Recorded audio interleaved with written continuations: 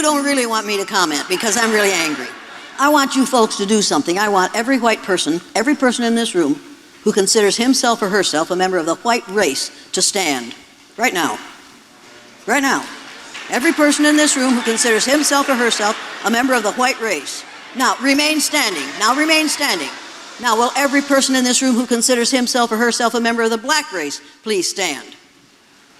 Up, up, up, up. And remain standing. Now, the brown race. Anybody who considers himself or herself a member of the brown race. Now, the yellow race. Now, the red race. Now, look around you, people. Practically everybody's standing. Now, will every person in this room who considers himself or herself a member of the human race please sit down? Now, people,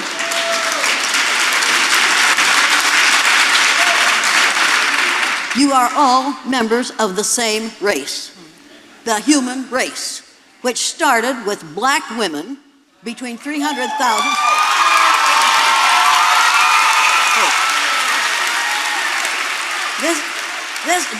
Don't interrupt me, I don't have much time. Now, white folks, you don't like it, but all you are is faded blacks. That's the way it is. Every one of you, if you trace your DNA back far enough, you're going to find that some of your DNA came from Africa, because we all have the same ancestor back there, every single one of us. And those of you who think you don't have are obviously from outer space. Now, that means that every one of us is a 30th to 50th cousin to every other person in this room. So I want you to turn to the person on your left or your right or behind or in front of you, stick out your hand and say, "Hi, cousin." Now, will every person in this room who considers himself or herself a biracial person stand? Don't you stand. Don't you stand.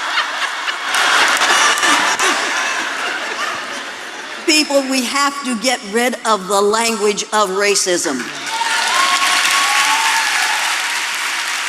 Words are important, people. Words matter. You have to be careful how you use them, and you have to refuse to tolerate these ugly words being used in your presence. Now, make no mistake about this. I've been described as a teacher. I'm not a teacher. Teachers dispense facts and figures so that they can get their kids ready for the end of school testing. I've been called a trainer. You train dogs and horses and members of the military. I don't train people. I'm an educator. The word educator, I don't want to be interrupted anymore. People, the word educator comes from the root duck deuce, which means lead, the prefix e, which means out, the suffix ate, which means the act of, and the suffix or, which means one who does. An educator is one who is engaged in the act of leading people out of ignorance. Now, in this country, we spend a lot of money on what we call education. It isn't education, it's indoctrination. It takes us 13 years to teach a student, to educate a student, to be ignorant about race, and to support ideas that make this a better country. This is a word for this in my vernacular, since I was raised on a farm, is bullshit. Don't write that down. People, I recognize it when I see it, and that's what we're living with right now. If we were in post-racial society, Dinosaurus T. Rump would not be in the White House. He got elected because white people resented having a black man in the White House for 8 years. But I would say that I don't know whether we grasp the extent to which racism has affected and infected the entire history of this country. It's not a simple thing. We cannot wish it away. We cannot simply assume that by doing all kinds of trainings, and trainings are really important, and I totally appreciate the value of bringing people to consciousness about the way in which they are responsible for the perpetration and perpetuation of racism. But racism is deeply ingrained in the economy, in the school system, in the prison system, criminal justice. And I would probably conclude by saying what we are addressing today are issues that should have been taken up in the immediate aftermath of slavery. Racism isn't gone, it just got better at hiding. That's Angela Davis reminding America that our sickness didn't end when Obama took office. It just learned to wear a suit, smile on camera, and call itself post-racial. But when you listen to this conversation between Angela Davis and Jane Elliott, what you hear isn't just history. It's a reality check, a slap in the face to every comfortable lie this country keeps whispering to itself. So before we begin tonight, I want to take just a minute to tell you about the origins of this event and what it means to us as a College of Social Work. At the Graduate College of Social Work, our mission is to prepare students to do the work necessary to achieve social, racial, economic, and political justice for all. I tell every one of our students that when they graduate, I expect them to not only be advocates for change, but to be activists and leaders to bring about the changes necessary in our society to achieve justice.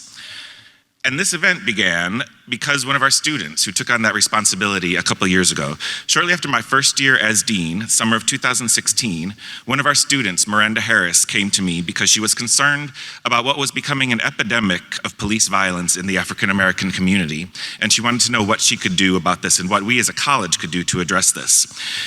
And this was just shortly after the murders of Alton Sterling and Philando Castile at the hands of law enforcement.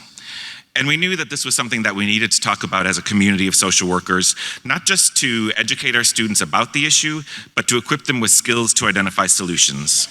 So our first event was held in the fall of 2016 and focused on what we could do as a community to address police violence.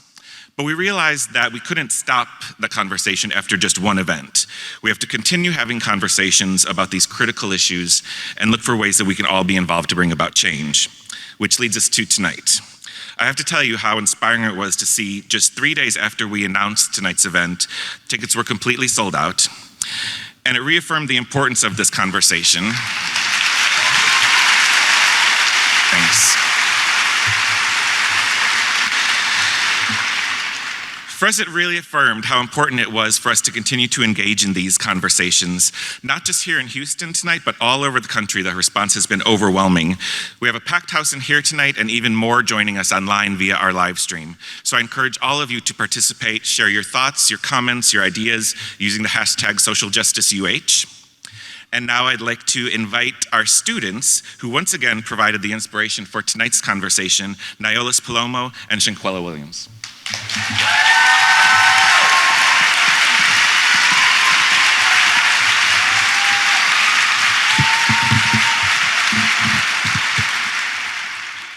Good evening. My name is Niolis Palomo. And my name is Shanquella Williams. We would like to thank the Graduate College of Social Work, the Simmons Foundation, and the ACLU of Texas for helping us make this event possible.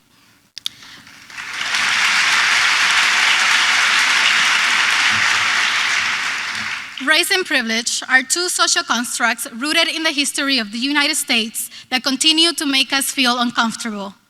These two social constructs are not only ingrained in our history, they are also at the core of institutionalized racism, racial divide, police brutality, mass incarceration, white supremacy, school discipline disproportionalities, health disparities, and a discriminatory criminal justice system.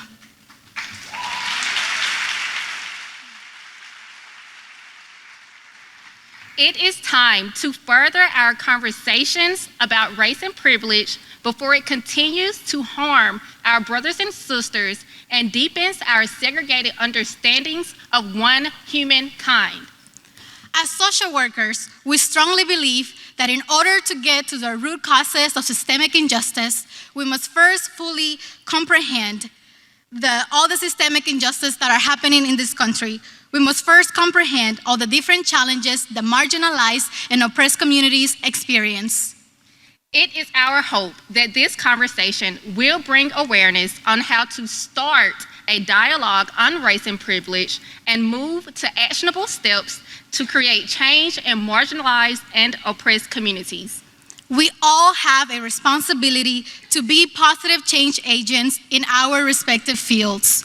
This is our call to action. Without further ado, we would like to introduce Dr. Jane Elliott.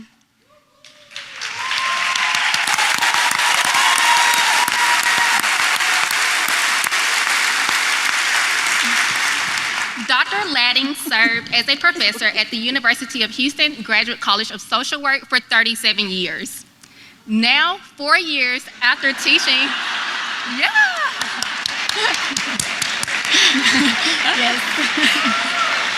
Yes. Now, 4 years after teaching her last class, Dr. Ladding is still championing social change, and the University of Houston continues to be a part of her life. Dr. Ladding is an organizational consultant and co-director of Leading Consciously, an organization dedicated to building community among those who wish to make a difference. Ladies and gentlemen, Dr. Jane Elliott.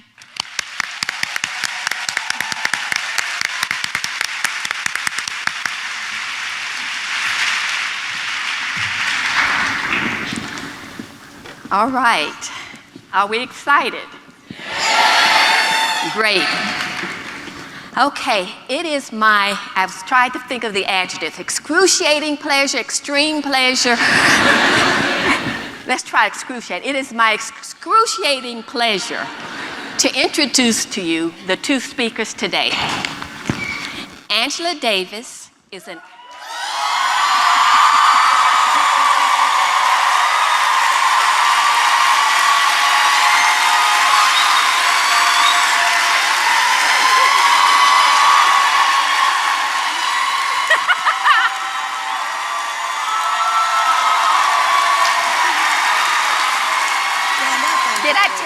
Did I tell you they were excited? Did I tell you they were excited?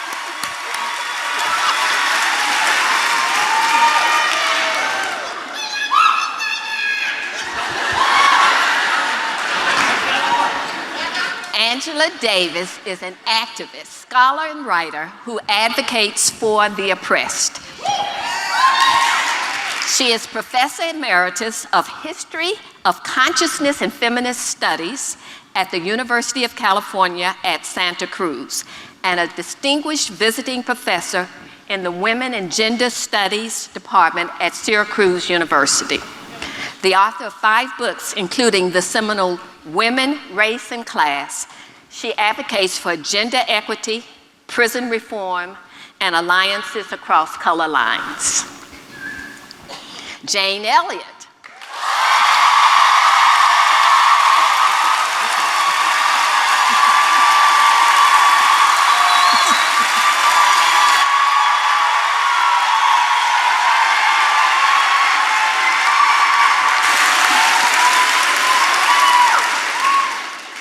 All right, y'all, we're gonna have fun tonight. Jane Elliott is an internationally known teacher, lecturer, and diversity trainer. In response to the assassination of Dr. Martin Luther King Jr. in 1968, she devised the controversial and startling Blue Eyes, Brown Eyes exercise. Thank you. The now famous exercise labels participants as inferior or superior based upon the color of their eyes and exposes them to the experience of being a minority. So welcome to both of you. Thank you. The format we're going to use is this. I have moderate some questions. I'm going to ask them some questions for 45 minutes. We scheduled 9 questions. However, based on what happened in the room before we came here, we might not get to all 9. We'll see. We have 9 questions, and then you will be invited to come to the mic for 25 minutes to give your questions. Okay? And so with that, we shall begin. Could we turn the lights up, please? Turn them up so we can see them? Yeah. Okay, they'd like the lights turned up so we can see people. It's a good idea. Yeah, we need to know whether somebody has a gun.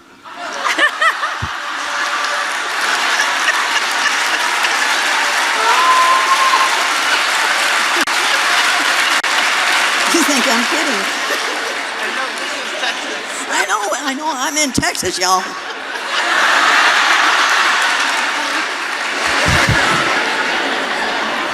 Okay, so the first question is for Angela Davis, and then I'll invite commentary from Jane Elliott.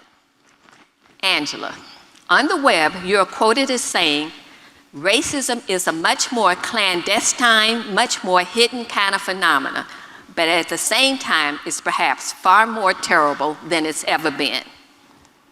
Would you explain what you meant by that and why this conversation on race and social justice is still necessary? Okay, I'm trying to remember when I said that. It may have been 30 years ago.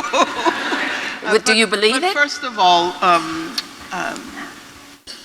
thank you very much for inviting me. I'd like to thank the... is the mic working? Okay, I'd like to thank the... No? Who cannot hear? If you cannot hear, raise your hand. Okay, is this better? All right, well, I'll hold it up to my mouth. So first of all, I'm really honored to be here with Jane Elliott. This is the first time I've had the opportunity to meet her.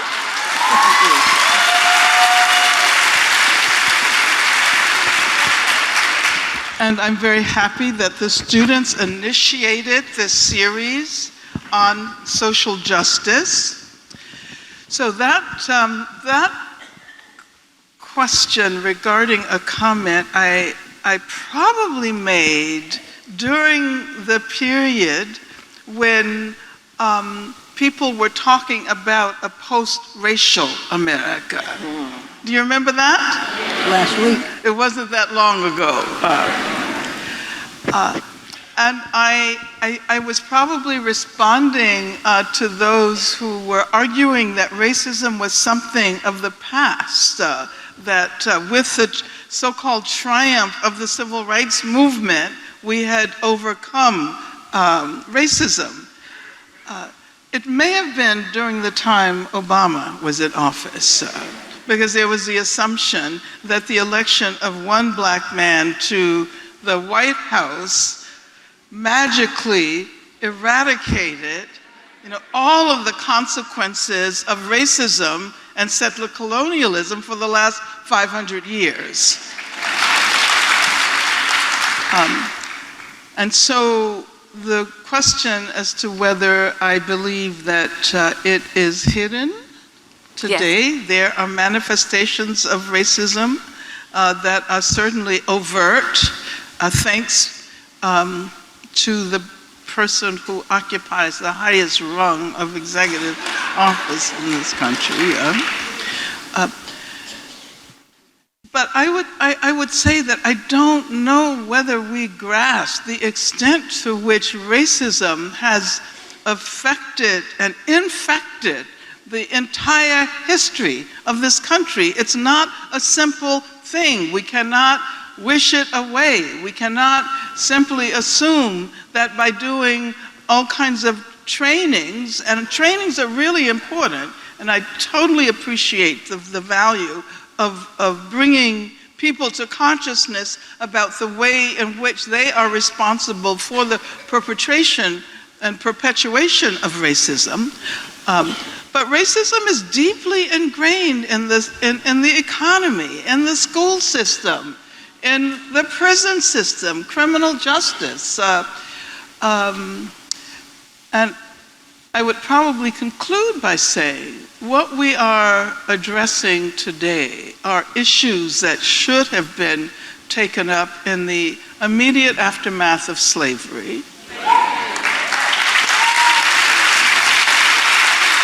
But they're also issues that should have been taken up with respect to the colonization of this part of the world. The first victims of racism were indigenous people in this country. And so that means we have a lot of work ahead of us. Right. When Jane Elliott stands up and tells a room full of people, "White folks, you don't like it, but all you are is faded blacks," that's not just shock value, that's anthropology. She's forcing America to look in the mirror and see how absurd the concept of race really is. But let's be clear, she's not preaching kumbaya unity. She's exposing the systematic ignorance that keeps power in the hands of those who refuse to admit they didn't earn it. Angela Davis breaks it down calmly but surgically. Racism isn't just personal prejudice, it's the structure that teaches people how to think. She reminds us that from slavery to segregation to the prison system, racism didn't evolve, it expanded its business model. And when she says these issues should have been dealt with right after slavery, that's not nostalgia. That's an indictment of a country that's been hit snooze on that's right, on justice for 400 years. Then comes the bombshell. Capitalism has always been racial capitalism.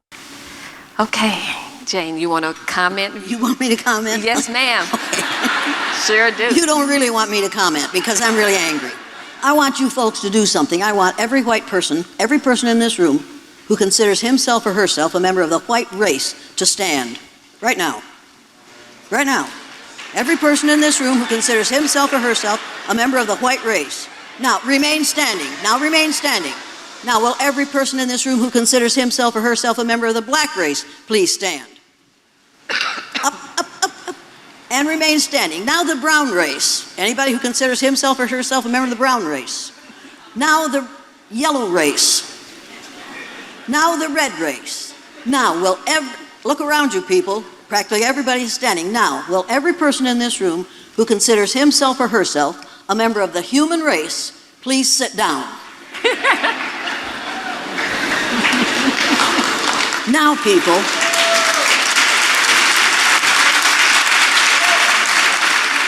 you are all members of the same race, the human race, which started with black women between 300,000.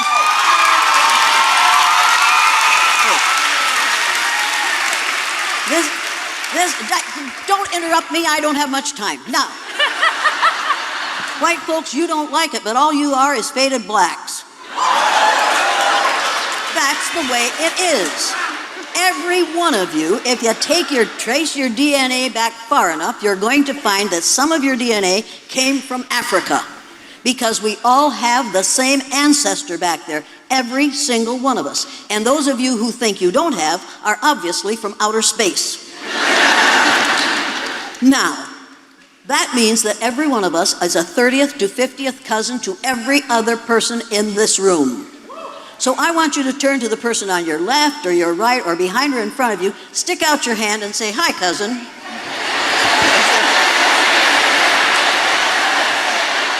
Hi, cousin.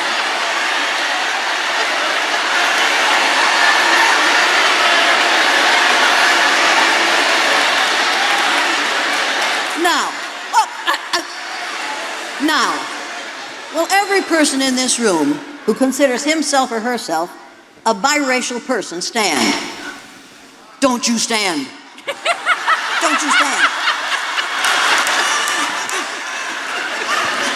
People, we have to get rid of the language of racism.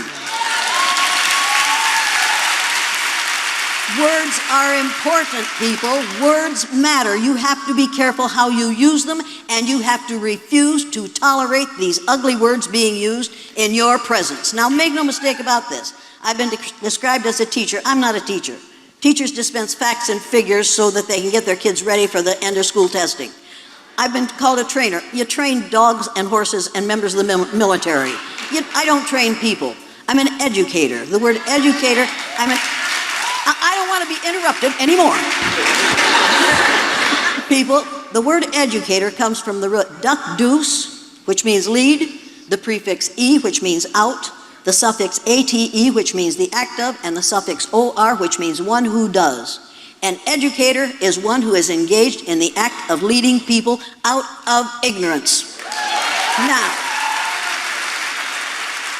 in this country, we spend a lot of money on what we call education. It isn't education, it's indoctrination. It takes us 13 years to teach a student, to educate a student, to be ignorant about race and to support ideas that make this a better country. This is a word for this in my vernacular, since I was raised on a farm, is bullshit.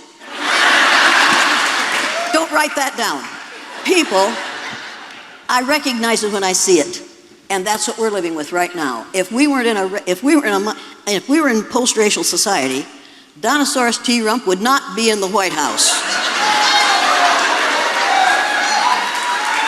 He got elected because white people resented having a black man in the White House for 8 years. It's time to face the truth and say the truth, and it's time for women, and all people of color to stop playing defense and defending what they are and go on the offense. We were here first. We don't have to apologize for what we are or for what we do. Now, I know some of you are thinking, boy, is she a bitch? Yes, I am.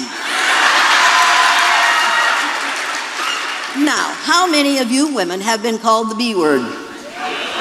Look around, fellas. Everybody's heard it. Come up with a new word. Now, how many of you are called that by a male? All right, people, for me, the B word is an acronym for being in total control, honey.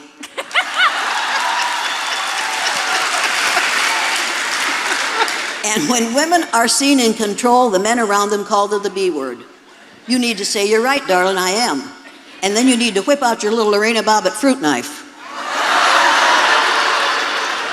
Now don't do that, because some of these boys are scared to death. Now some of you are thinking, she doesn't like men. Oh God, do I like men. Oh, Find me one, please, please. Some of my best friends are men. I was married to one for 59 years. When I married him, he looked just like Marlon Brando. He really did. When he died, he looked like Telly Savalas. Lived with me for 59 years. Now, what's your next question?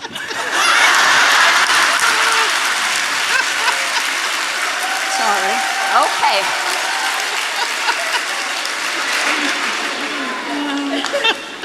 Education should be fun. I'm already cutting out questions. Okay.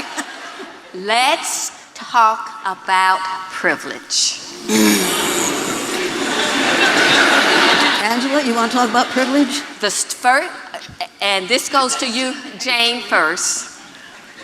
How did you first become aware? This is a reflective question. How did you first become aware of your own privilege? And how did you first become aware that others had more privilege than you?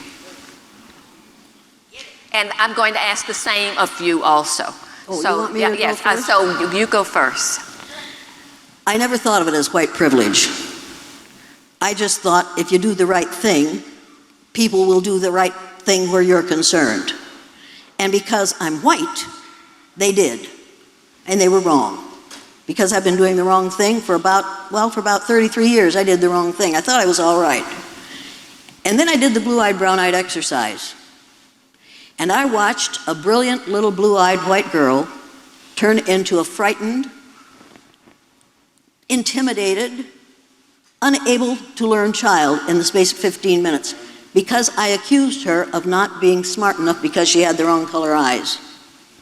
And I watched 4 dyslexic brown-eyed boys read words they had never been able to read and spell words they had never been able to spell because nobody had ever told them that they could learn to read or spell. But on the day they had brown eyes, it was obvious that the world was theirs. They could do anything. I found out about expectations that day, and I realized that what we have done, what we white folks have done in this country, ever since we got here, is treat people positively or negatively, not on the basis of the color of their skin, but on the basis of our ignorance about skin color, where it comes from and what it causes. This is not about skin color, this is about ignorance. And the answer to ignorance is education. It is not indoctrination, it is not schooling, it is not training, it is education.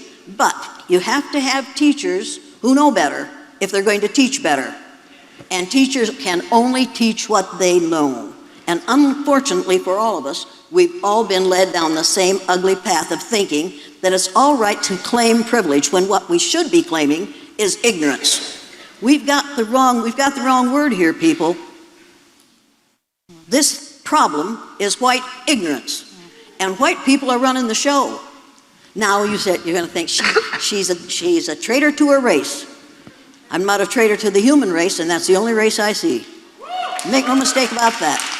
And as long as we keep on acting as though there are several races, we can have panels like this at which we discuss white privilege instead of discussing white ignorance and deciding to do something about it. We need to start really furnishing education in these schools instead of furnishing indoctrination. Did that answer your question? Yes, partially. All right. The rest of the question is, so how did you become aware of your own privilege or of others having more privilege than you? You're talking about... I watched my students. It was watching the students. And I realized, watching them, that they were exhibiting the behaviors that they were copying from me. They acted hey, my little brown-eyed students, the day they were on the top in that exercise, became me. And it made me sick to my stomach, and it does to this day. I hate to remember that day, because I watched my brown-eyed children we just loved one another in my classroom. We really did. And on that day, I found out that I don't want to be tolerated. Because in that classroom, my kids tolerated me because I'm blue-eyed. The first thing that was said after I told the kids that blue-eyed people aren't as smart as brown-eyed people, a little brown-eyed child in the front row, Debbie Hughes, looked up at me and said, "How come you're the teacher here if you got them blue eyes?" I got a real experience that day, and a real educational experience, people. I found out how I look to people of color. And I have spent the last 50 years trying not to look like that and trying to encourage others to stop it. I'll tell you another thing. Do I have a few more minutes here? My father, at the age of 60, watched the film that the CBC made in my classroom the second year I did the exercise. They sent me a copy of it, and I showed it to my father and my mother. My father was 60 years old, the most honest man, the most moral man I've ever known. I showed him that film.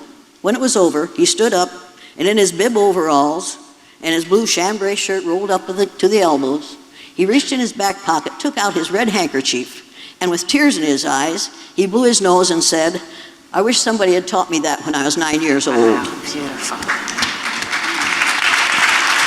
You can criticize what I do until the cows come home. And psychologists do until they get smart. I don't listen anymore because my father said, "I wish somebody had taught me that when I was 9 years old." If somebody had taught my father that when he was 9 years old, we would never have had to listen to some of the ridiculous racist remarks that he made. And he never made them again after he watched that film. Don't tell me that you can't change people. Don't tell me that you're too old to change. There isn't a person in this room who is too old to change. White folks, you got to change, because within 30 years, you will be a numerical minority in the United States of America. And you had better pray to whoever you pray for, that people of color are not going to get even with us and treat us the way we have treated them. If you can't think of any other reason for treating people like equal human beings, think of that one. Because what you do today is creating the future. I don't think you want the kind of future that you have provided for people in the present. I may be mistaken. You may not know what's going on. You know what's going on. And if I asked you, if every white person in this room who wants to be treated the way we have treated people of color in this country, if you'd like to be treated that way, all you white folks, if you want that for the rest of your life, please stand. Did you understand the directions? If you're white and you think blacks have got it so good in this country and you want to be treated the way they have been for the rest of your life, just stand up. You know why you aren't standing. You know it's ugly, and you know it's happening, and you know you don't want it to happen to you. So I want to know why you're so willing to allow it for others in this post-racial society. Another question? Okay, so we're talking about privilege and how you first became aware that others had more privilege than you, and how you might have been aware that you had more privilege than others. Okay, first of all, I think it is important to emphasize the notion of privilege, but privilege, as Jane pointed out, can't explain the workings of racism altogether. That's right. Okay, so make that distinction. That's really important. Well, do you want me to tell you when I first became do that. aware of racism? Yes, yes. I had the, I don't know whether I would say good fortune or bad fortune, of growing up in the most segregated city in the United States of America during the 1940s and the 1950s, Birmingham, Alabama. And so I can't really tell you when I became aware of racism. I think that as I learned to think and learned to conceptualize, racism was always in the forefront. I can tell you that I remember when I was about 2 years old, I was washing my shoelaces, my white shoelaces, because I was going to wear them to Sunday school the next day. It was a Saturday evening. And then suddenly, I heard this sound, this thunderous sound. As it turned out, the house across the street was being bombed by the Ku Klux Klan. Because I lived in an area of Birmingham that was right on the edge of the zone that had been created for black people. So we were able to live on one side of the street, white people on the other side of the street. When black people bought a house on the other side of the street, it was bombed by the Ku Klux Klan. But let me say something parenthetically here, because you might ask, well, how is it that black people were able to buy a house in the white neighborhood? Because of course white people would have to sell it to them. It was because white people bought the house. White people who were involved in the anti-racist movement bought the house so that black people could challenge the racial zoning laws. This was in Birmingham, Alabama. You might have heard of Ann Braden from Louisville, Kentucky, who was one of my mentors. I met her when I was very, very young. And she and her husband, Carl, ended up doing the same thing in Louisville. They bought a house for a black couple. Carl ended up going to the federal penitentiary as a result, because he was charged with some incredible charge. But the point that I want to make is that, when I learned how to think, I learned how to think about racism. And I was very fortunate to be raised by a mother who was a teacher. My father was a teacher as well. And I would like to say an educator in the way you described what it means to be an educator. Because as I've said many times, from the moment when I became aware of the fact that black people were treated as inferior, I can remember hearing my mother's voice say, "This is not the way things are supposed to be. This is not the way the world is supposed to be organized. And one day they will be different." So as a result, I learned how to imagine a different world early on, when I was, 3, 4, 5 years old. And I have, it wasn't so much a personal awareness, and I think that oftentimes we tend to only think about racism in in personal terms, that there's, something wrong with this white person because this white person has racist ideas. But it's about ideology. It's about how larger forces are doing the work through our emotion and our consciousness, and the fact that during that period, so many white people, not all, but the vast majority of white people were convinced that black people were inferior. It had something to do with the way in which we conceptualize freedom. I mean, how did white people know that they were free? During slavery, this was supposed to be the first great democracy in the world. How did people who experienced that democracy know that they were free? Because they looked at slaves and they were able to say, I am free because I am not a slave. I am free because I am not black. I am free because I am not in prison. So I think that it's really important to ask ourselves how these larger forces, how the state, how racist ideology works through individuals. And oftentimes people assume that it's their ideas. It's not their ideas. They have been infected before they even, oftentimes before they even acquire the ability to think, they think in a racist way. And that has to do with larger forces. I've always been interested in how these forces connect. So when we speak about racism, it's not just anti-black racism. It's racism that affects, all of the communities, Latinx communities, indigenous communities, Asian American communities, Muslim communities. But it's also about the relationship between racism and class exploitation.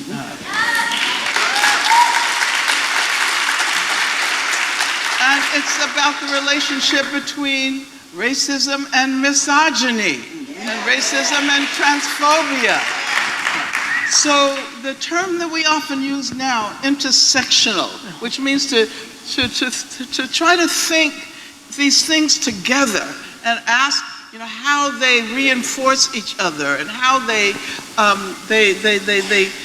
create modes of oppression that are especially violent and dangerous. Perhaps the people in this country who are the community that is most subject to violence, both state violence, institutional violence, and also individual violence, would probably be trans women of color.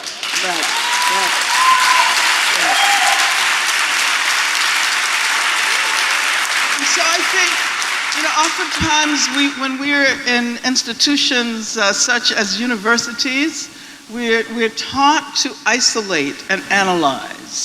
And we forget that when we engage in these processes of isolating a concept for the purpose of understanding it, we forget that this is not the way the real world works.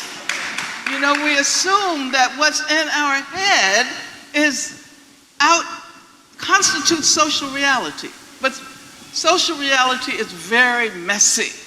It's not the kinds of, as someone who has been a teacher at the university level for many, many years, 20 years or so training PhD candidates, I can tell you that the hardest thing to teach is the difference between the tools that we use to try to learn how to understand the world and the way the world exists in its craziness and messiness.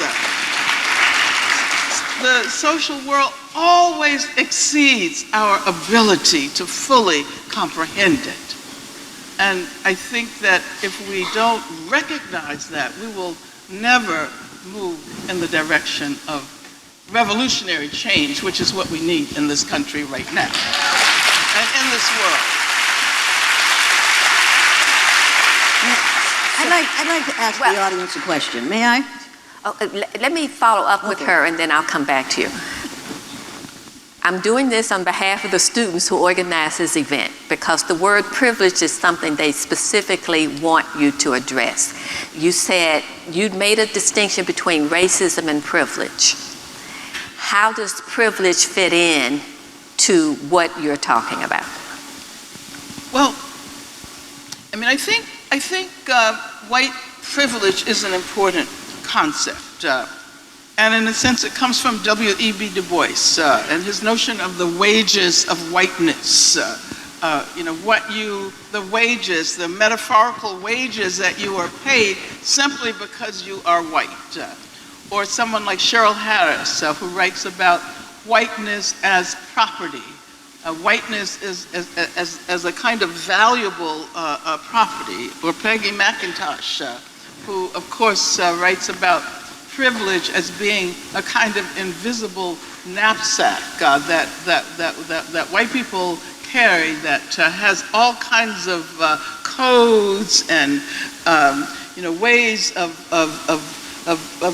maneuvering in the world that give them a great deal more privilege than others.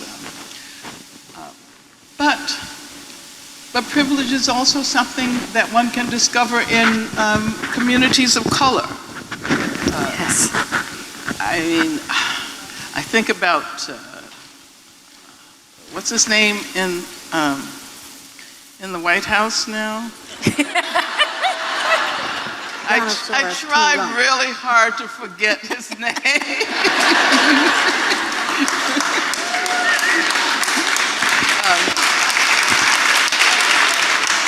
But I was watching one of his. I don't know why I was watching one of his speeches. I really don't.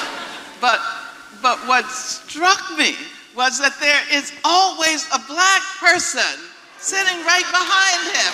Have you noticed that? There's always a black person, and that black person holds up a sign saying "Blacks for Donald Trump" or something ridiculous like that. The point that I want to make is that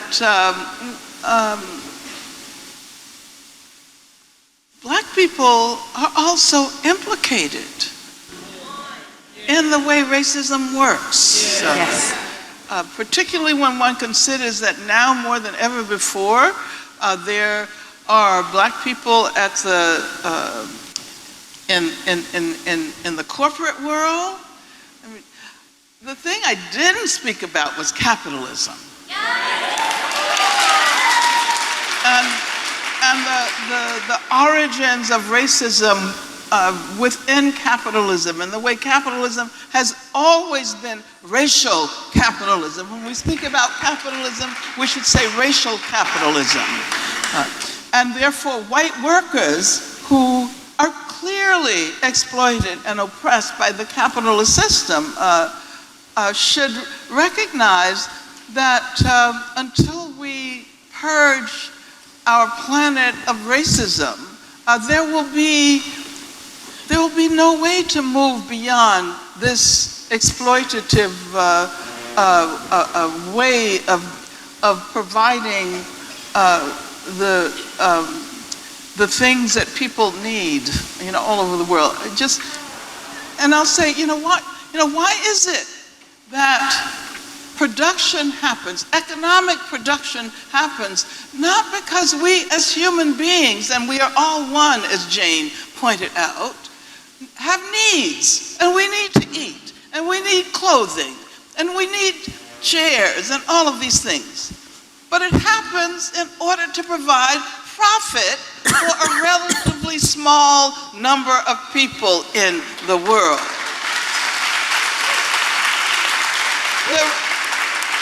The wealthiest 8 men, because they're all men, on the planet own more than half of the entire world. And that is obscene. That is absolutely obscene. And that has a great deal to do with racism. It has a great deal to do with misogyny and all of the other modes of and it's certainly about privilege. That's the ultimate privilege, I would say. And I'll be quiet. I'm going to stop preaching. Hear you. They came to hear you.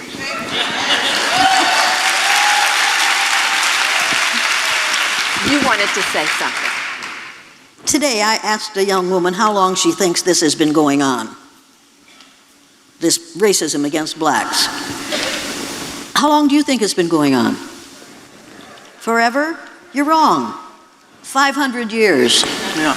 During the Spanish Inquisition, the people who were running the Spanish Inquisition and killing people because of their religion found out that they killed a whole lot of people who had the right religion. They couldn't tell what their religion is by looking at them. So they decided they had to find another way to identify the people that they were going to kill and enslave, and/or enslave. So they set upon skin color. People, it's only 500 years old. Now think of that. It's only 500 years old. Nobody was born a racist. There is no gene for bigotry. You were not born a racist. You have to be taught to be a racist, and you have to be carefully taught. And if you haven't seen that musical, in which the last song is, you have to be taught to be afraid of people whose skin is a different shade, of people whose eyes are differently made. You have to be carefully taught. South Pacific. Yes, South Pacific. You have to be taught before it's too late, before you are 6 or 7 or 8, to hate all the people your relatives hate. You have to be carefully taught. And that's what we have to do in this country to keep this racism alive. If we want racism to stop, we have to stop teaching racism. In our homes, in our churches, people, Jesus did not look like the little Pillsbury Doughboy.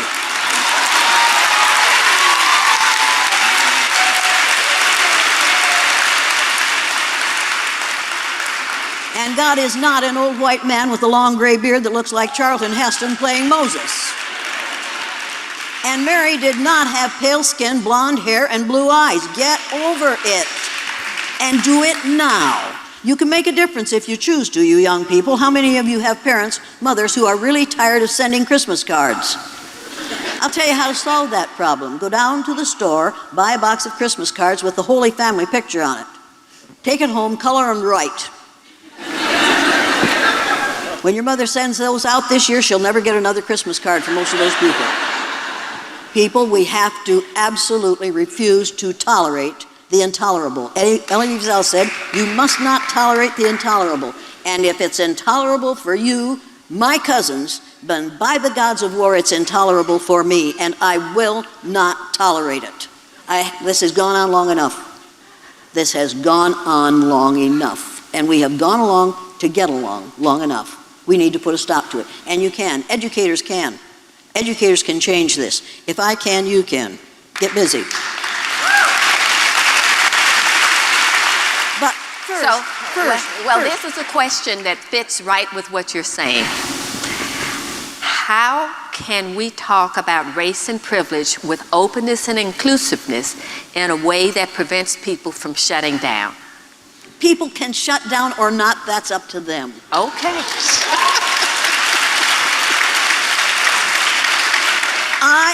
Let me tell you something. I am not responsible for how you respond to me. You got it?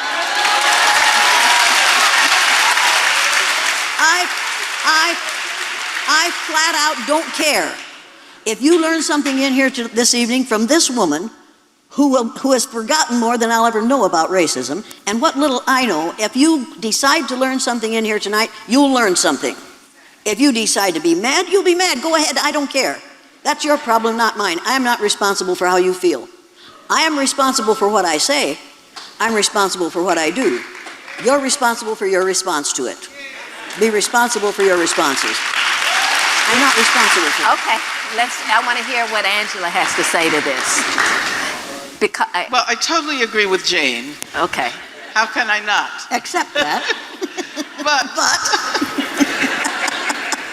as someone who has spent many years teaching university students, teaching graduate students, I've learned that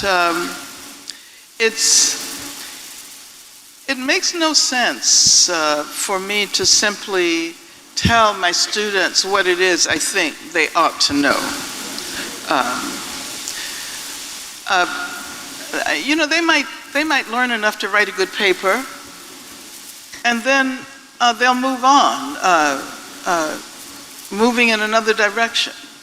So I've come to the conclusion that teaching really is about helping people to ask the right questions, to ask the right questions, and to be able to come to the conclusion themselves that there is something really terribly wrong with the way racism has shaped the history of this planet.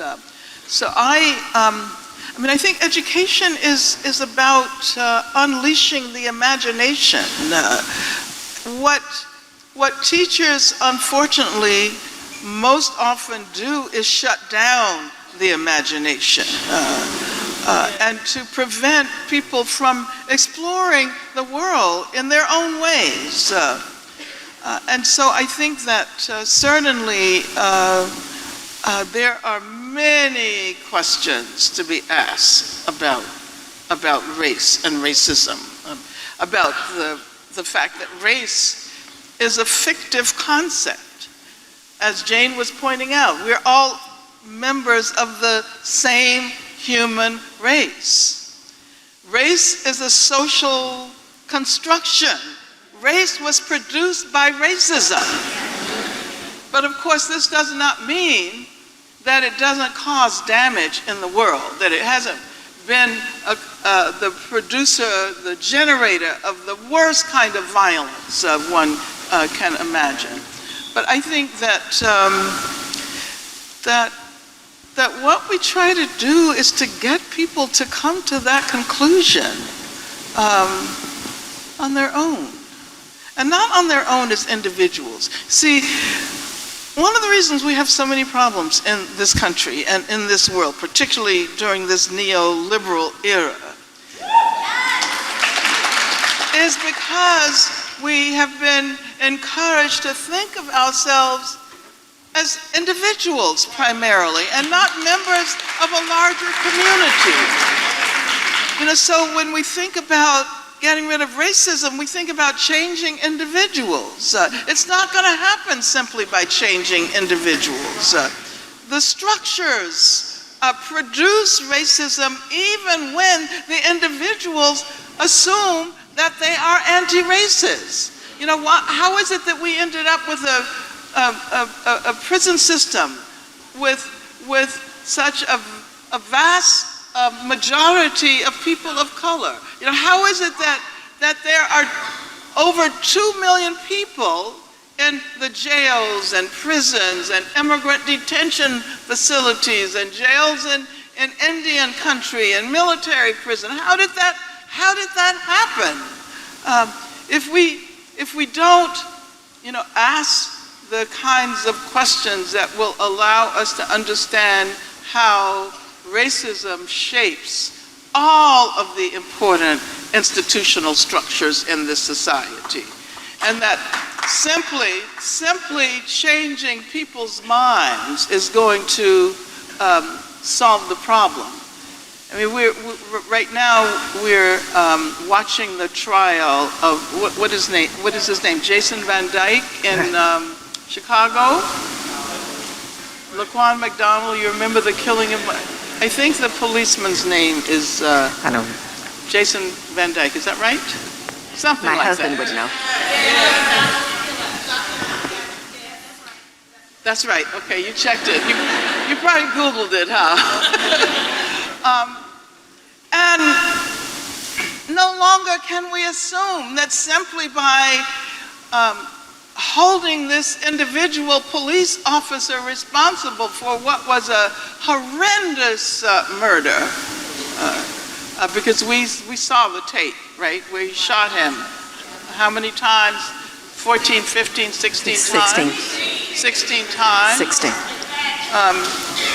And even if someone like this police officer gets sentenced to prison for life, that's not going to change the police apparatus. Right. That's not going to make any substantive difference. And so we also have to learn how to think in terms of changing these institutions and these repressive apparatuses. And this is why we need to see ourselves as a part of a community of struggle, a community of resistance, of people who are like-minded and who are committed to engaging in the struggle against racism and all of the related oppressions over decades and perhaps even over centuries. Because Okay. I don't know how long it's going to take to purge this world of racism. Okay, so people came to hear you, and you have issued a call, both of you, that things do need to change. You're talking about systemic change and changing minds. What are 3 things that each person in this room can do as individuals, at home, work, communities, to advance the understanding of race and privilege and its role in social justice issues? What's the call for action you would issue to this group? So who's first? Who's first? Oh, I'm first? Here. Yeah. Turn off your television.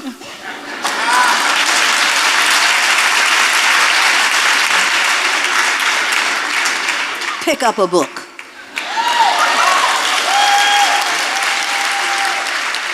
Go out of your way to meet somebody you would never have wanted to meet before. Look at that person as a cousin and say, I want to know what I can do to make my life less ugly where you're concerned.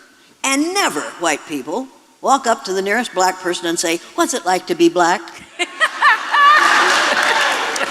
And never, when I come to speak to your school, or your college or your university, never say to me, I think we should ignore differences and talk about similarities. Similarities are more important than differences. And never let me hear you say, when I see people, I don't see people as black or brown or red or yellow. I just...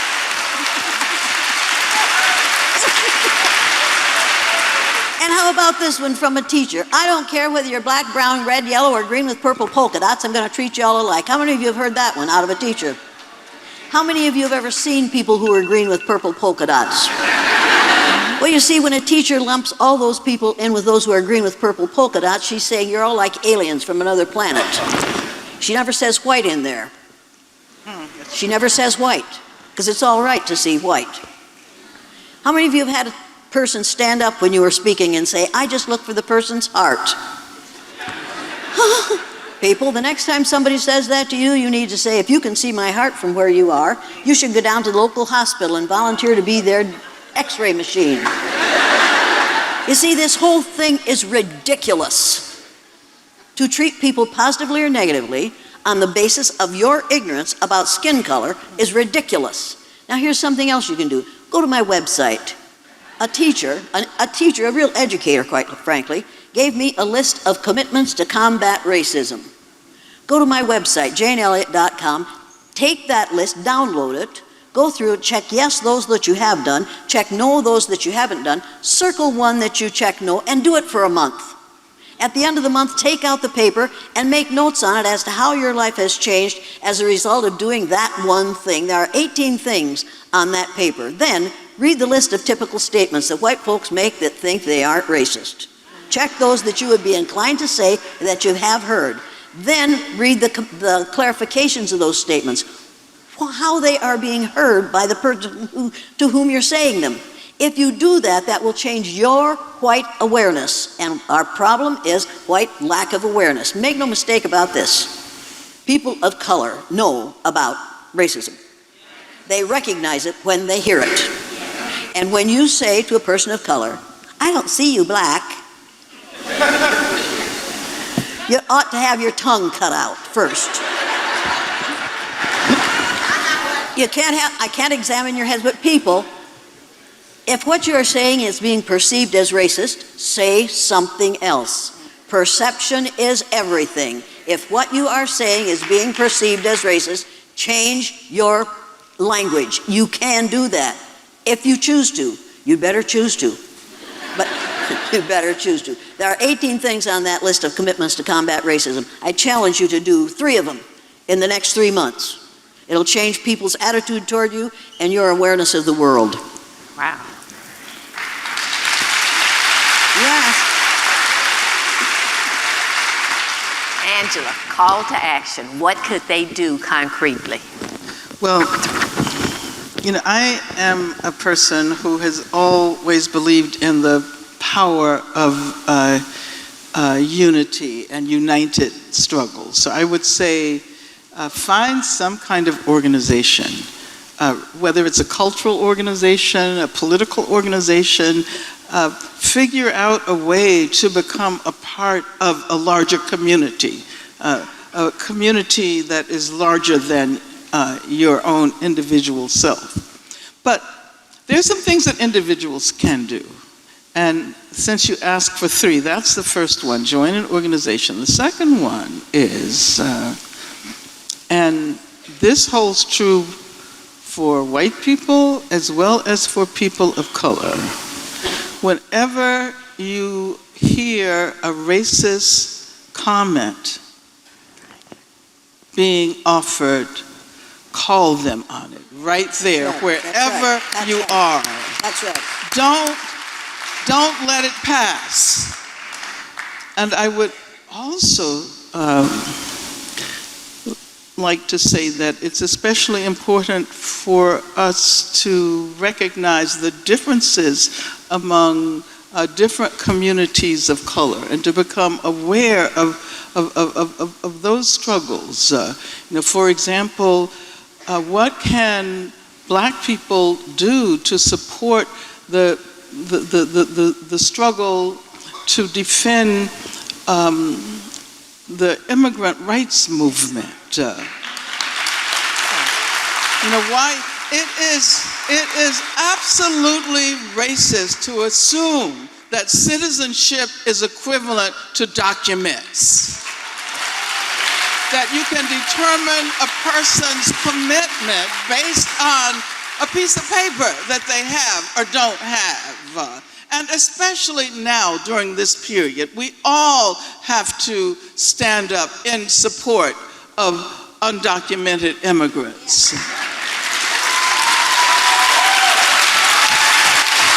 And because of the impact of Islamophobia and anti-Muslim racism all over the world, and because of the ways in which the whole functioning of racism has been transformed. Consider local police departments all over this country that have been trained in counterinsurgency tactics and strategies, anti-terrorist approaches, and in many instances, I have to say they're trained by the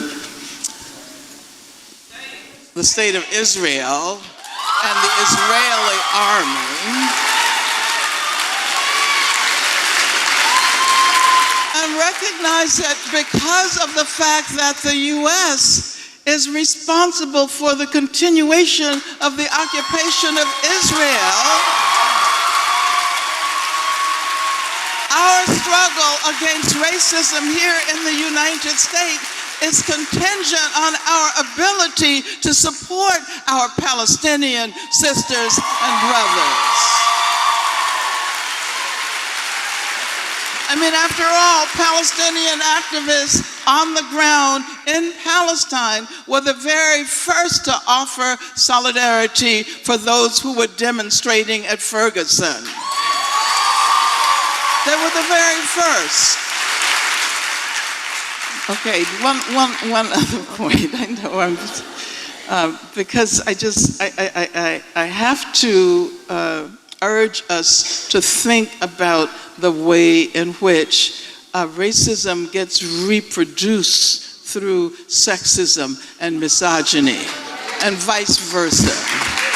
So if it's true that you should never allow a racist statement to go unanswered, wherever you are, it is also the case, and I'm saying this especially to the men in the audience, that and particularly when you are in all male circles and someone makes an off the wall remark about women, you have to stand up and say no.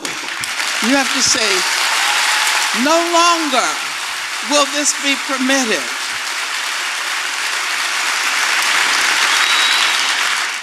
And so I think that if we get a sense that we're all in this together, we're all in this together, and women have to recognize that this is our time.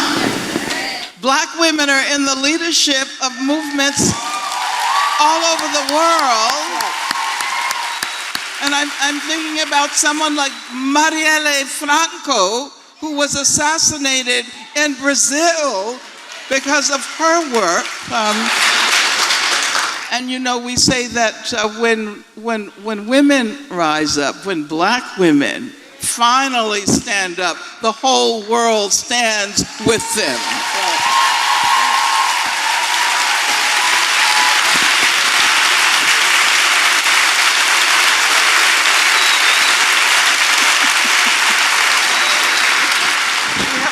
Okay, so I'm going to, if you have questions, start getting them ready in your head. We're not going to have much time, so you're going to have a limited time in the mic. I want to just make a comment on what you said about Israel, because a friend of mine who's Jewish says to me that one of the distressing things that she encounters is people who confuse Jewishness as a religion with Israel as a political state. So I just wanted to make sure that you're talking about a political state. You're not generalizing to a religion. Correct. No, why would I? Okay, I just wanted. Why would I? I get it. I mean, there are large numbers of Jewish people Right. who are involved in the campaign against the occupation of Palestine. Good. You know, as a matter of fact, I mean, I work with an organization that is called Jewish Voice for Peace, and they're in the forefront of encouraging an understanding of the relationship between anti-Semitism, Islamophobia, anti-Latinx racism, etc. Good. I just wanted to make sure, because there are some people it's who. sad that we have to say that, Yes, isn't it? yes, it really It's very is. sad that It's we have to say. And that shows you the way ideology functions. Right. Okay, questions?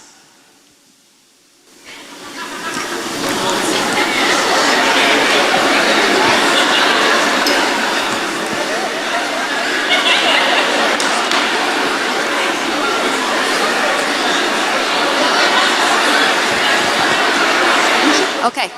Okay, go, start. Rena, go for it. Is the mic working? The mic is not working? Here, do you want to use mine? Okay.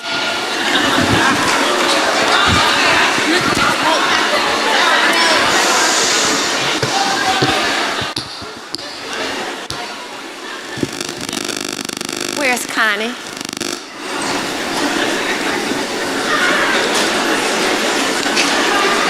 Okay, I'll share.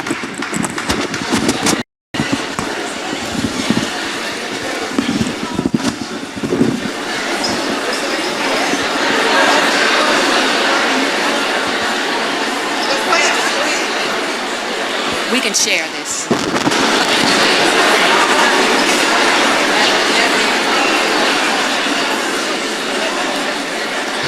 Is this one? Okay. Jeez. So on behalf of the Graduate College of Social Work and the University of Houston, we wanted to thank you so much for coming and sharing your time with us. So we have a huge live streaming audience that is tuning in and capturing every awesome second of this. So we wanted to start the Q&A with a question from our social media audience. So the question that we've received the most is, and this is open to both of you for response, what has Colin Kaepernick's Take a Knee protest taught us about race and privilege?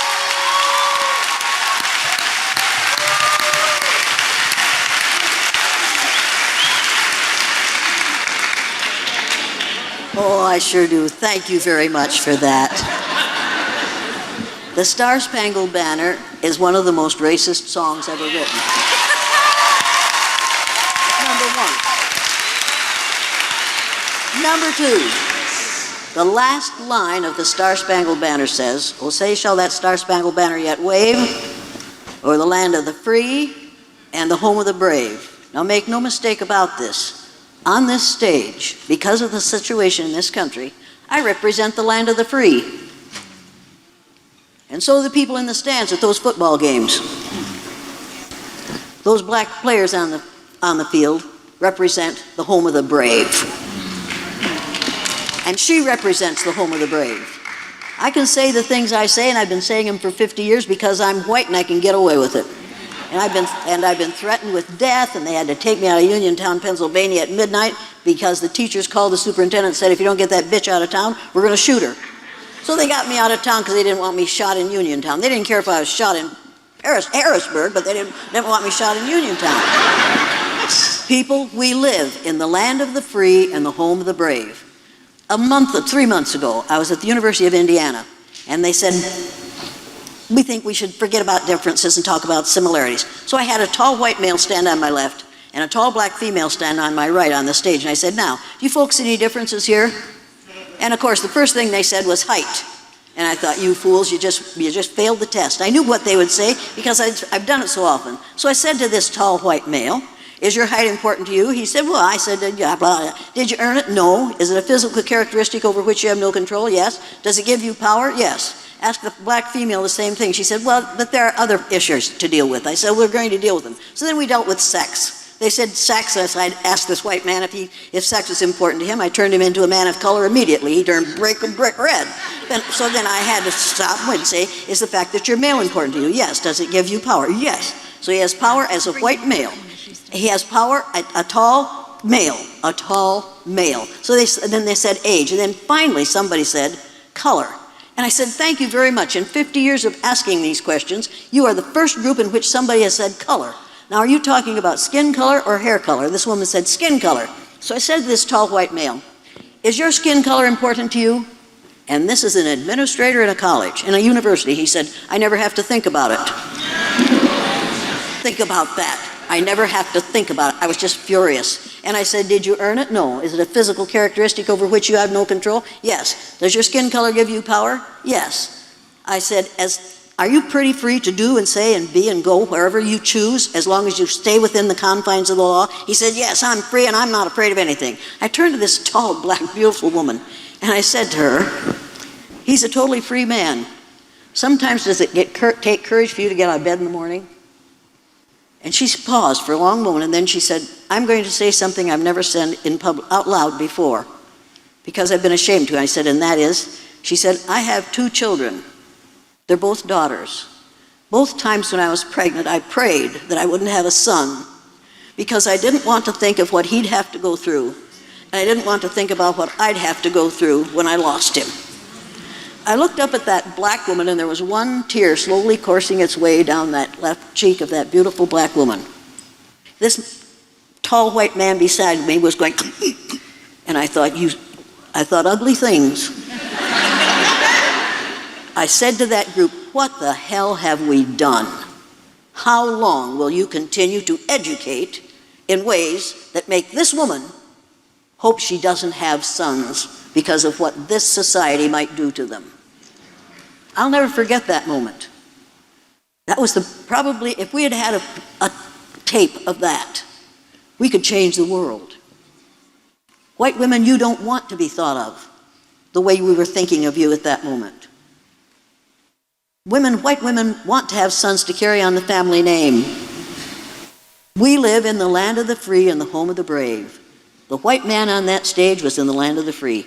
That black woman was in the home of the brave. People, you need to realize that. I know there are some brave white men, but they choose to be or not to be brave. Black women have no choice. They have to be brave every day.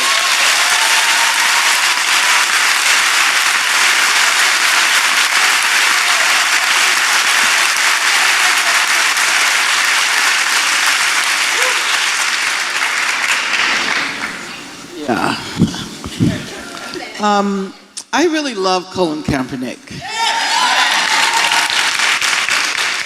He's quite remarkable. And I think that when one looks at what is happening within culture, music, and sports, one gets a sense of the changes that can potentially happen in the larger society. When football players begin to speak out against racism, that means that the world has got to change. And let me just say this, because Trump, he's a very confusing person, and he confuses everything. And his assumption is that kneeling when the Star-Spangled Banner is played, and I agree with you, it's a militarist, racist anthem. We should have had Lift Every Voice and Sing as the national anthem. That would have been,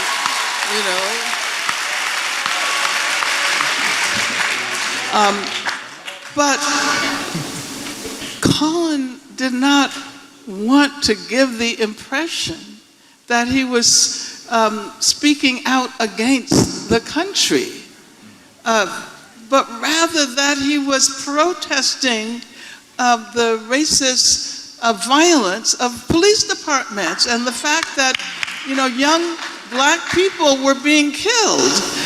And at first he sat, and this veteran told him, well, that's really not cool to just sit, because it seems like you're being unpatriotic. And there's a way to be patriotic. As a matter of fact, for many years we talked about people in struggle as the other America. The America to which we dedicate our energy and resources for change. But anyway, this veteran said, well, when we want to pay tribute to people who have fallen, we kneel. And so that was the origin of the gesture, to pay tribute to those who have fallen. And it is also related to kneel-ins, which happened during the civil rights era, where there would be kneel-ins against segregation.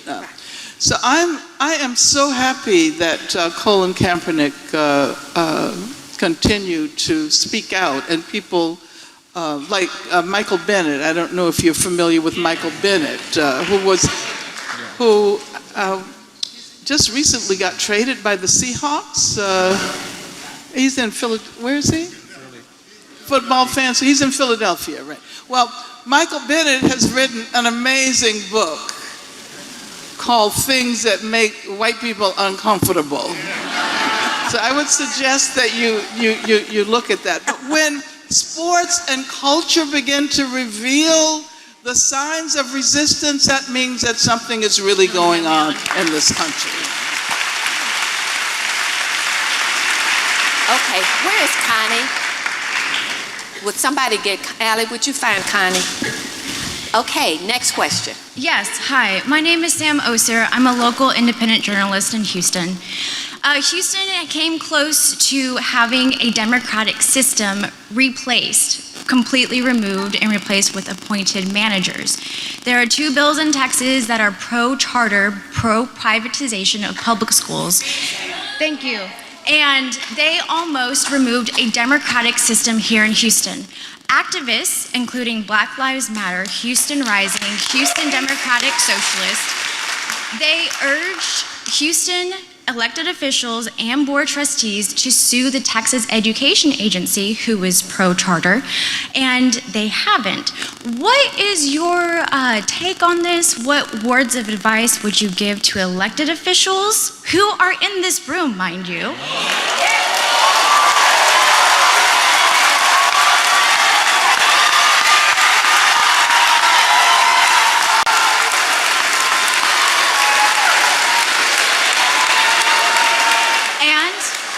And what words of advice would you give to people in this room to fight neoliberal systems that are in Houston? Would you repeat the question and then respond? Would you repeat the question and respond?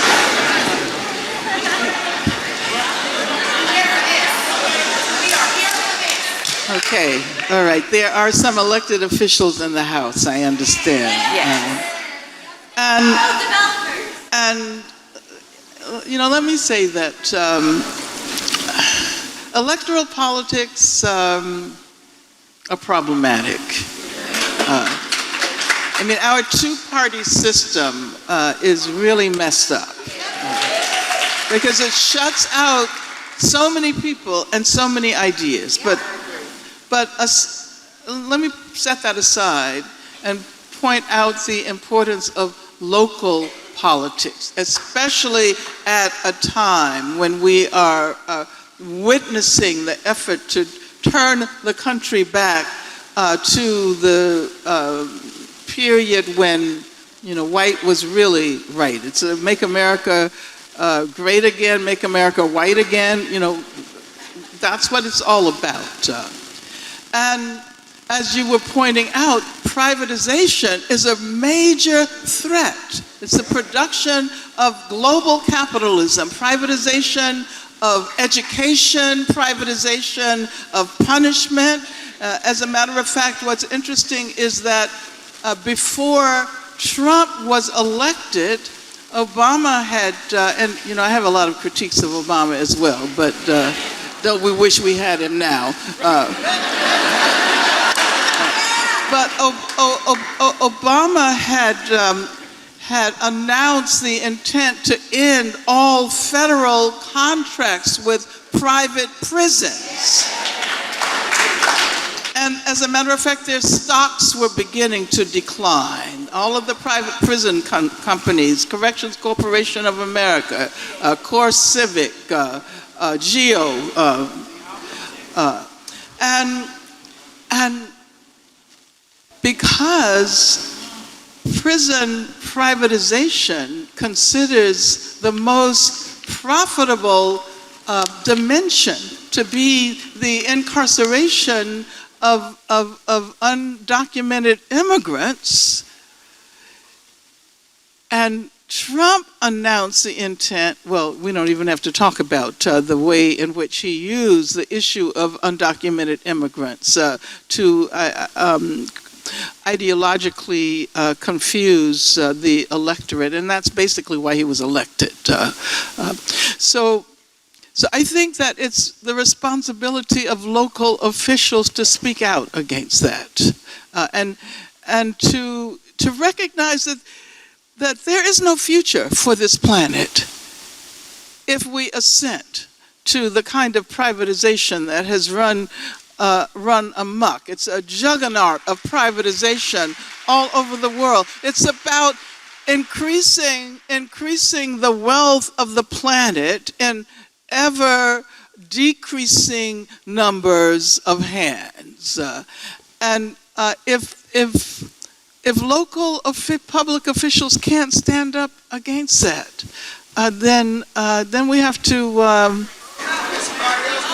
out of office. We have to replace them, but also, I think, more importantly, we have to create the kind of movements outside of the electoral arena that will force elected officials to understand where it is we need to be going in the world. How many of you are old enough to vote in the last election? How many of you didn't vote in the last election? If you want to change local officials. You go to the local official and say, I have this many people who are going to vote you out of office. Now, what do you want to do? You can we give you 6 weeks to change your behaviors. And if you haven't changed your behaviors in 6 weeks, we as a group are going to vote you out of office. That means people, they did it with the union movement, and President Reagan destroyed the union movement.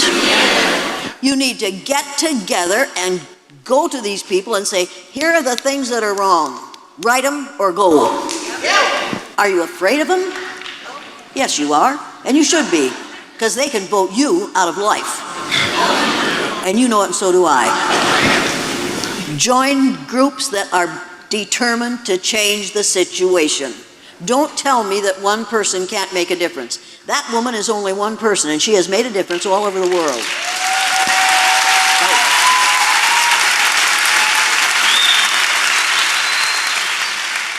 And I'm an angry old white woman, and I'm sick of this. And if you want to make a difference, go to the polls and take people with you. Do it. Okay. That's why we have votes. We are over time. I've just gotten instructions, 2 more questions. I'm so sorry to the rest of you who are in line. There will be 2 more questions. If anybody has to leave, feel free to get up now. If you leave, we'll take your name. 2 more questions. Go ahead. Can y'all hear me? Yeah. Okay. All right, sir.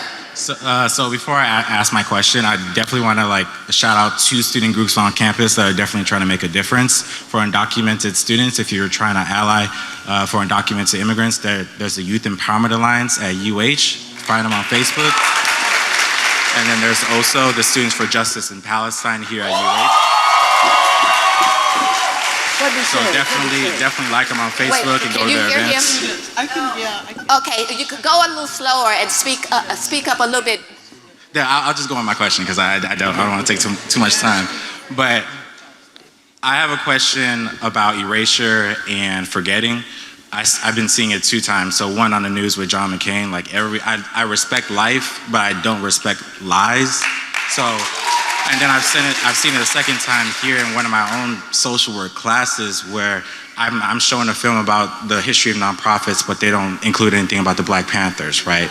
So I'm wondering, what do you have to talk about when it comes to keeping narratives as pure as possible and reminding so we don't forget these things? Keeping narratives as pure as possible? Well, I'm not sure whether we need to keep the narratives pure. But I do think that we have to try to play a role in reversing this historical amnesia. And you're absolutely right. It was the Black Panther Party that originally came up with the idea of serving breakfast to children who were unable to learn, hungry. And of course, it's interesting now that there are official governmental free breakfast programs run by the Department of Agriculture, but the Department of Agriculture never refers that program to the Black Panther Party. And I think that we create counter narratives, and we're never certain whether those counter narratives are actually going to become hegemonic, to use a term that some of you who are academics are familiar with. We're never absolutely certain. But if we don't do that work, they will be lost forever.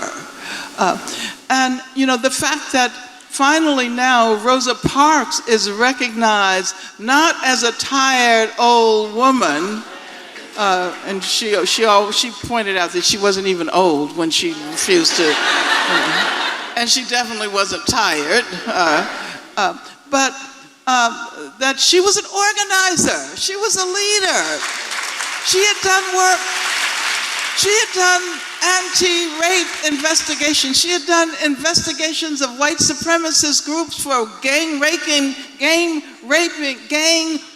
black women in Alabama before she refused to move to the back of the bus. And so now we're recognizing this, but that would have been lost forever, her role as an organizer, if we hadn't continued to develop I guess there's some academics in the audience, right? Yes. Are there what Foucault called subjugated knowledge, right? And we do it. Graduate students can do it by changing your citational practices.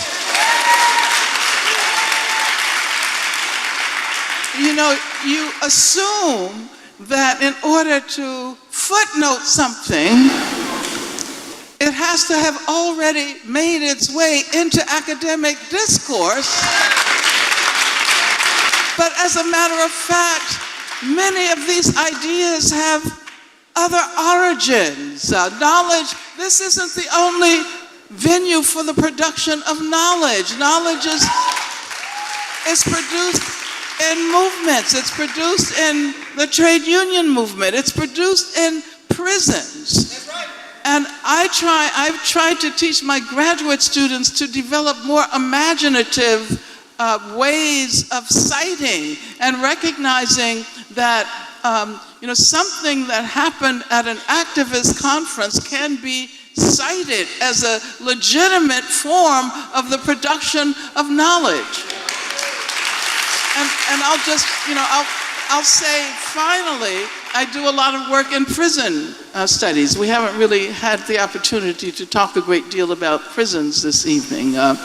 But ever since I was arrested actually I was already doing prison work when I was placed on the FBI's 10 most wanted list and ended up going to prison myself. But we have an academic field that is now called critical prison studies. It's interdisciplinary. It involves the social sciences. It involves the humanities. It involves the arts. And this field, which can now claim many, many scholars who are doing work in it, came about as a result of the work of prison intellectuals, of people in prison who were trying to understand the working of that apparatus. So I think that your question is really, really important. Keep looking for ways to make sure the subjugated knowledge isn't completely eradicated. Last question, friends. The rest of you are in line. I'm so sorry. Good evening. My name is July McShay. I'm a professor here in Houston. I used to be across the street at Texas Southern. Now I'm down in Pasadena. I got a lot of students in here tonight. So where are you now? At San Jacinto College. It's a top 10 junior college in the nation. And we're being reviewed as the #1 in the nation. So y'all support Sanjat. So it's an honor to stand here to represent such a renowned institution. But I'm not just standing here representing San Jacinto or Texas Southern, which I am an alumnus and a former professor. We're short on time. I know. I'm here, I'm representing all of that as a black woman from the South, because that's what people see first. They see my color. And as a political science professor, I'm charged with bringing what's happening in the world into the classroom every day, and there's plenty going on. With Labor Day having been Monday, I wanted the students to discuss labor issues. So with it being the 50th anniversary of the sanitation strike in Memphis, I shared that photo and I asked them, tell me what you see. And they had the long guns and they had the tanks and all of that. And I was like, we had discussed last week the militarization responses that have been going on with Ferguson. And so I let them know that that was nothing new. But for some odd reason that I just can't understand, and maybe you can give me some tools to eradicate this, the students still found excuses for the militarization. They still found some excuse. These men had picket signs, that's it, and they still found an excuse. When I showed them the new Nike commercial, they still found excuses. They said, well, it's disrespect. Is disrespect worth a hole in the top of Michael Brown's head? So please equip me with some tools that I can share with my students to get them out of that foolishness of saying, oh, it's disrespectful to a flag. Because I've gone over the lyrics to the Star Spangled Banner with them. So just help me, please. Okay. Jane, do you understand the question? It's time not only to change the narrative, but start telling the truth. Yeah, right. It's time for kids to know, all kids of all kinds, and grown-ups to know, all kinds, that Black history didn't start with slavery.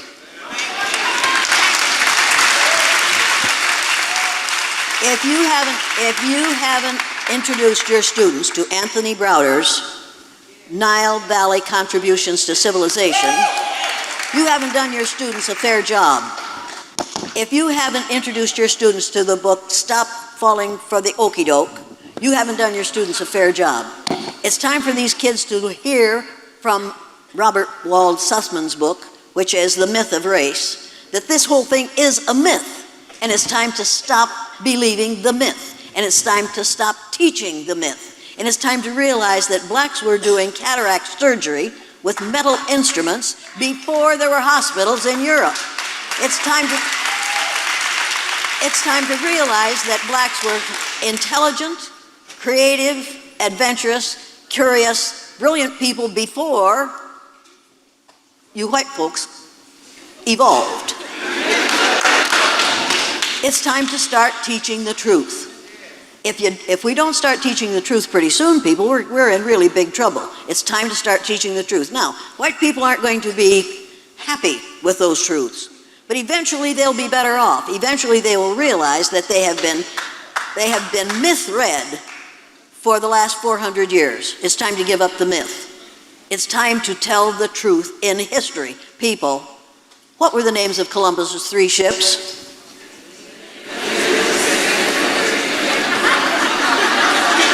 People, Vine Deloria says he left the old country with 4 ships, but 1 fell off the edge. Now, it makes as much sense to tell that as it does to tell that Columbus discovered America. People, you can't discover a place where people are already living. They discovered it before you got there. It's time to demythologize the schools and history. We are not teaching history, we're teaching hysteria. It's time to start teaching the truth. You could make a huge difference just by doing that for 1 day at a time. Just 1 day at a time. If you tell your kids it's something they have never heard before, and they go home and tell it to their parents, especially, as mine did, and one of the parents was the head of the school board, it changes the way the system operates. Because that parent has to start thinking in new ways in order to get along with that kid. You want to make home uncomfortable, people, by telling the truth. We need some discomfort. All right. Well, you all have been a phenomenal audience. Our speakers have informed us, delighted us, thrilled us, and educated us. And so thanks to all of you for being here and for this evening. Thank you, thank you, thank you. Thank you very, very, very much. Thank you.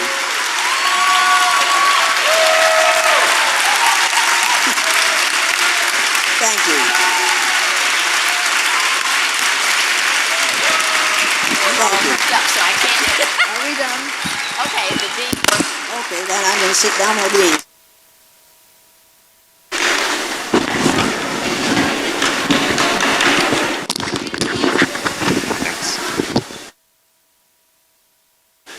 Thank you all again for being here this evening. I want to just once again thank our speakers, our moderator, all of you for being here. Let's give all of you a round of applause for being here tonight.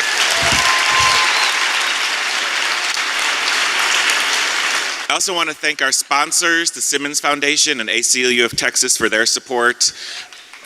Thank you. And And as I mentioned when we began, at the Graduate College of Social Work, we're committed to continuing these conversations. So I hope that you'll stay connected to us. You could follow us on our social media channels, follow us on our website, sign up for our electronic newsletter. If you're interested in learning more about the Graduate College of Social Work, particularly if you're interested in being a student here, there's information out in the front lobby. And I want to invite you all to continue celebrating our 50th anniversary with us by joining us for our next event on October 10th, our Speaking of Social Justice lecture, featuring two-time National Book Award winner Jesmyn Ward. October 10th, I hope to see you all there. Thank you and have a wonderful evening.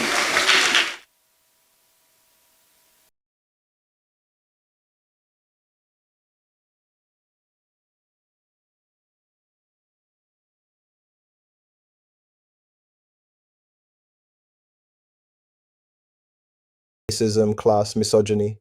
They're not separate evils, they're branches from the same poison tree. 8 men control more wealth than half the planet, and America calls that freedom? Nah, that's feudalism in designer clothes. And privilege? It's not a blessing, it's a product with a price tag paid by the oppressed.